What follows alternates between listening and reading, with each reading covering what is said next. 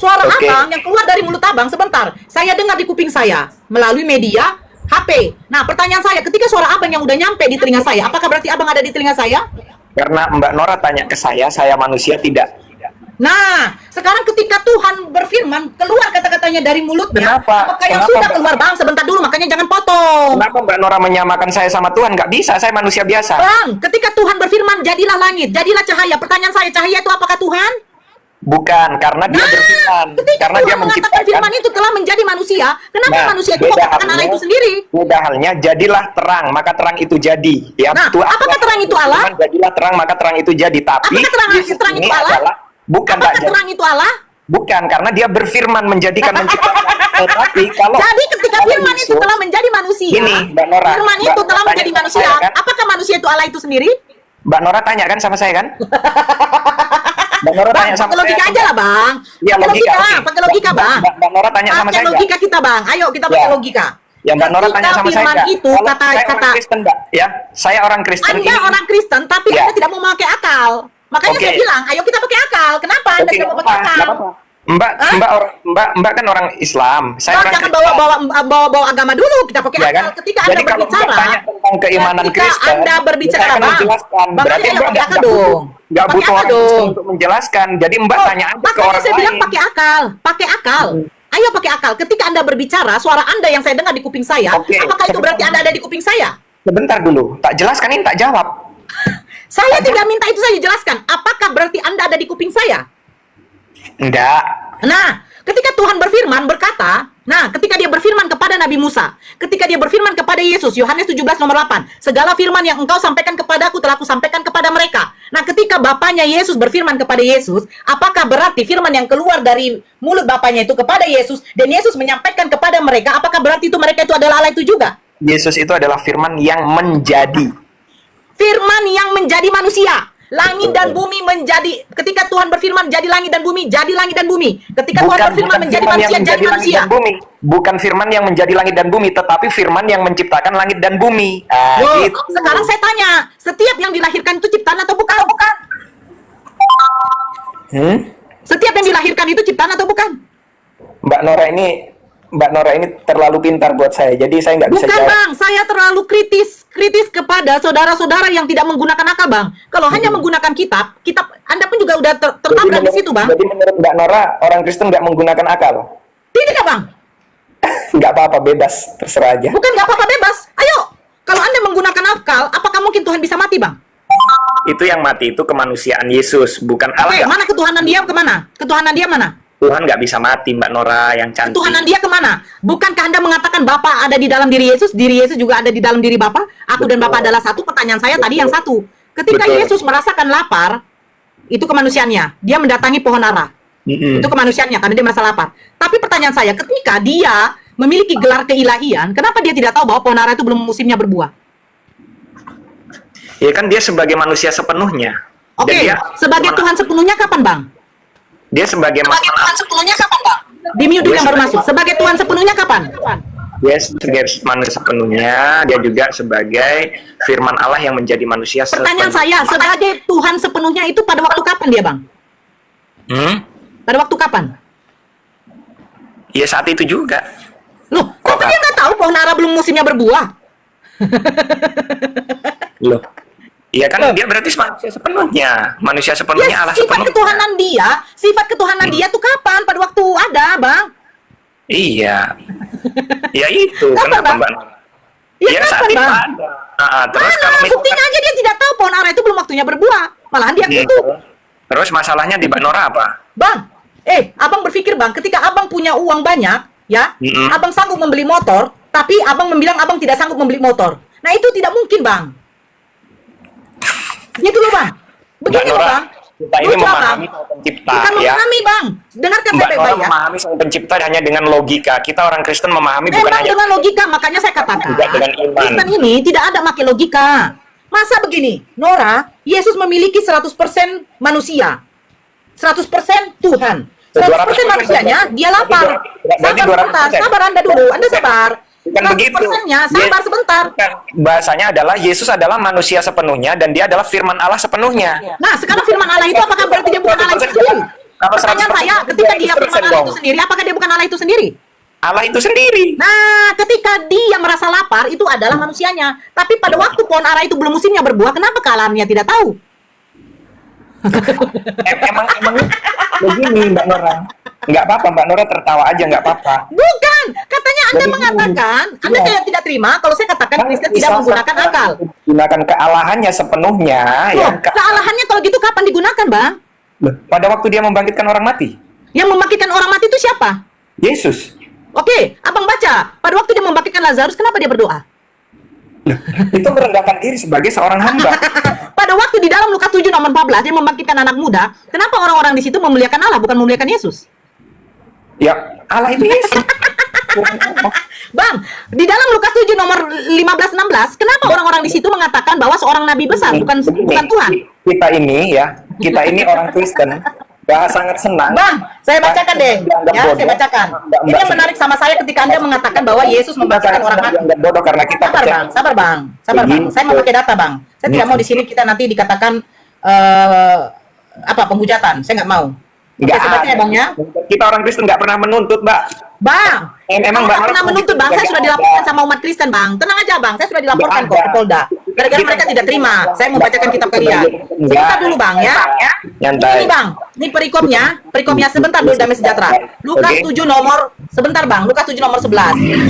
Yesus membangkitkan anak muda di Nain. Nah, saya baca dari 13. Dan ketika Tuhan melihat janda itu, tergeraklah hatinya oleh belas kasihan. Lalu ia berkata kepadanya, "Jangan menangis." Sambil menghampiri usungan itu, ia menyentuhnya. Dan sedang para pengusung berhenti, ia berkata, "Hai anak muda, aku berkata kepadamu, bangkitlah." Maka bangunlah orang itu dan duduk mulai berkata-kata, dan Yesus menyerahkannya kepada ibunya. Nomor 16-nya Abang nanti baca ya, Lukas 7:16. Semua orang itu ketakutan dan mereka memuliakan Allah. Terus sambil berkata, "Seorang nabi besar telah muncul di tengah-tengah kita dan Allah telah melawat umatnya." Maka tersiarlah kabar tentang Yesus di seluruh Yudea dan seluruh daerah sekitarnya. Pertanyaan saya, di mana orang di situ mengaku ketika Yesus membangkitkan orang mati ini, mereka mengatakan bahwa Yesus itu adalah Tuhan? Orang Yudea dan seluruh daerah sekitarnya mengatakan seorang nabi, bukan Tuhan. Nah, saya sedikit lagi, nanti lanjut sama Alfi atau Bang Dewa ya. Saya lanjut sedikit lagi Bang Ari. Jadi begini Bang Ari, yang saya kutip di Lukas 7 nomor 16. Jadi begini Bang Ari, yang saya kutip aja kalau noise, tolonglah.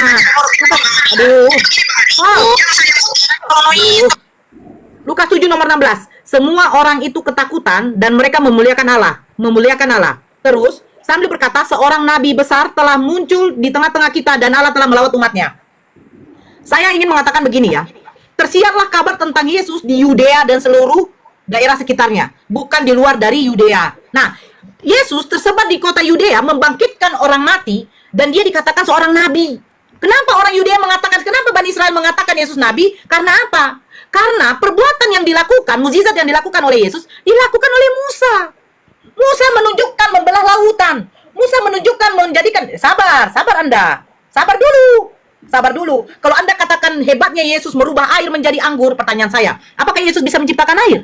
Nggak bisa, bro. Bahkan Yesus saja berdoa kepada Bapaknya. Ntar dulu, kok dari cara bicara Mbak Nora ini, padahal Yesus itu kan nabinya Mbak Nora, kok kayak nggak suka betul sama Yesus? Bukan nggak suka. Yang nggak saya suka, kalian menuhankan nabi ini. Dan Betul. kalian mengatakan dia terkutuk di kayu salib. Oke, Kalian menghinanya. Kalian menghujat Yesus. Orang Kristen Kalian menghujat Yesus. Sebentar, sabar. Ya, kan, Sabar kalau dulu Bang Mbak Ari. Nora- Sabar, kalau Anda Mbak waktunya nggak diam suka dulu. menuhankan orang Kristen, Sabar dulu Bang Ari. menuhankan Yesus, Bang nggak Ari, apa-apa, nggak sabar. apa-apa. Anda sabar. Sabar Nggak dulu. masalah Mbak Nora, aman Sabar aja. dulu, sabar. Anda dari tadi kan, itu kan makanya saya bilang, ayo kita diskusi memakai akal. Ternyata Anda tidak memakai akal, menggunakan hanya keimanan. Kalau Anda mengatakan saya tidak suka Yesus, bukan saya tidak suka Yesus. Kami mencintai nabi-nabi kami. Sama seperti ini dikatakan Alfi. Nabi Muhammad tidak mengajarkan kami rasis, membedakan semua nabi-nabi yang diutus oleh Allah. Jangan bahas itu. Stop dulu. Jangan- Ini bahas statement itu. dari saya. Kalau- Tolong Anda jangan dulu bahas aja potong. Yesus, ya. Ini Kalau mau statement bahas- dari saya. Diam dulu. Jangan bahas yang lain. Dan saya nggak Loh, setuju. Jangan bahas Anda yang kan tadi katakan, katanya saya seperti tidak menyukai Yesus. Iya kan? Loh, kan Alfi sudah memberitahu, kami diajarkan Nabi Muhammad tidak rasis. Kan sudah dikatakan. Maksud saya begini ya, orang Yudea, Bani Israel menganggap Yesus nabi. Iya, Hanya terus? seorang nabi besar. Betul. Yang dilakukan oleh Yesus sama seperti yang dilakukan oleh nabi-nabi terdahulu, Nabi Musa. Apakah Yesus bisa membelah lautan? Tidak bisa sama sekali. Karena apa? Setiap nabi diutus oleh Allah itu ada Ada batas-batasnya dia yang melakukan mukjizat itu, ada batasnya. Dengan keperluan masing-masing dari umatnya. Nah, kenapa orang Bani Israel menganggap Yesus nabi, hanya Kristen yang menganggap Yesus Tuhan? Kenapa? Ya kenapa? Saya tanya. Oke, tanya kan, saya jawab ya. Ya. Saya jawab ya, karena kita orang Kristen, pengikut Kristus, kita percaya bahwasanya Yesus itu adalah sang firman Allah yang menjadi manusia dan menebus dosa kita. Dan kita percaya, saya percaya, Yesus adalah Tuhan dan Juru Selamat saya. Di mana kata penebusan dosa? Jadi kepercayaan Bukan sama saya di dalam Bible kalian penebusan dosa, Bang. Saya kan mau jawab. Enggak, Abang menjawabnya tidak memakai data. Dari tadi saya mengeluarkan data, Bang. Loh. Abang jawab dong. Penebusan dosa, konsep penebusan dosa itu tercatat di dalam surat apa, Bang? Dari Matius sampai Wahyu, tunjukkan sama saya penebusan dosa dengan cara disalibkan. Loh, ya itu tadi Yohanes 3 ayat 16 karena Bang, begitu besar. kamu paham nggak, Bang?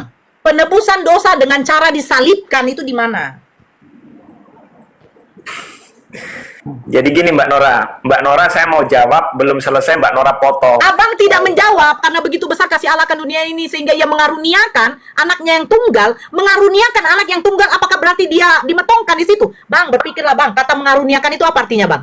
Mbak Nora, Tuhan Yesus mengasihimu. Mengaruniakan artinya apa, Bang? Mengaruniakan itu memberi, Mbak Nora. Mengaruniakan artinya apa, Bang? Memberi. Apakah berarti memotongkan? Memotongkan gimana sih maksudnya? Memotongkan. Kalau saya nanti saya kena benet. Memotongkan, mengkilkan. Oh itu. Nah, dia enggak menyerahkan. Menyerahkan untuk diapain, Bang? Menyerahkan. Untuk diapain? Untuk menjadi korban penebusan dosa. Di mana tertulis, Bang? Itu kan. Di mana tertulis? Loh kan Mbak Nora tanya sama saya, nggak tanya di. Ya, pakai data dong, Bang. Biar saya tahu. Mana tahu saya waktu Kristen tidak membacanya, Bang. Ya di mana? Di mana? Di mana Bapak mengutus Yesus, firman yang menjadi manusia itu untuk dimetongkan di kayu salib? Di mana, Bang? Nggak ada tertulis, cuman kan jadi apa Abang ini dari mana? Statement Abang ini dari mana? Di mana tertulis? Baru saya bisa jawab kan. Saudara Ri, itu pertanyaan si Nora itu ada. Kalau Anda nggak punya ilmu, kau usah begitulah. Narasinya dari Turun mana, aja Bang? Anda. Narasinya dari mana? Ada itu. Di mana? Di Matius 20 ayat 28. Bacakan Matius 20.